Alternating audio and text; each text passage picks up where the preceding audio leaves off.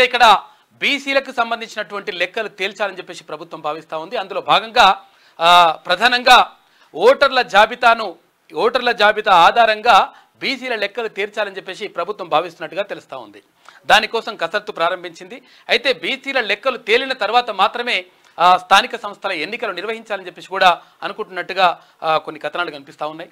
ఇక మరోవైపు ఇక్కడ సందిట్లో సరేమియా అన్నట్టుగా ఏదైతే ఎన్నికలు జరుగుతున్నటువంటి తంతు ఇక్కడ ఒక సైడ్ జరుగుతూ ఉంటే ఒక సైడు మొత్తం కూడా అక్రమైనటువంటి పట్టాలు, అక్రమ లావాదేవీలు, అక్రమ కథా కార్యక్రమావిష్ అంతా కూడా కొంతమంది అధికారులు, తర్వాత గతంలో ప్రభుత్వంలో ఉన్నటువంటి కొంతమంది పెద్దలు ఇదంతా కూడా జరుపుకొని వేల కోట్ల రూపాయలు మొత్తం కొల్లగొట్టినటువంటి పరిస్థితి కనిపించింది అంటూ కొన్ని విషయాలు తెలుస్తూ ఉన్నాయి.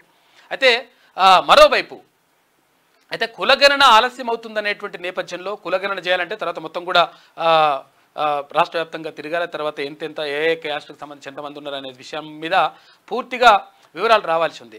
అయితే దానికి ఆలస్యం అవుతుంది కాబట్టి ఇక్కడ ఏదైతే ఓటర్ల జాబితా ఉంటుందో ఓటర్ల జాబితా ఆధారంగా ఇదేది బీసీల లెక్కలు తేల్చాలని చెప్పేసి భావిస్తూ ఉంది ప్రభుత్వం.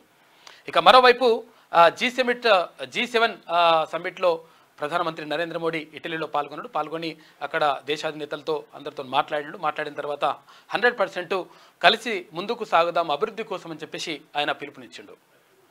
ఇక జరుగుతున్నటువంటి పరిణామాలు ఇట్లా ఉంటే ఇక వాతావరణం మాత్రం కొంతవరకు చల్లబడ్డది. ఇక చాలా వార్తలు ఉన్నాయి, మనం చూసుకుందాం.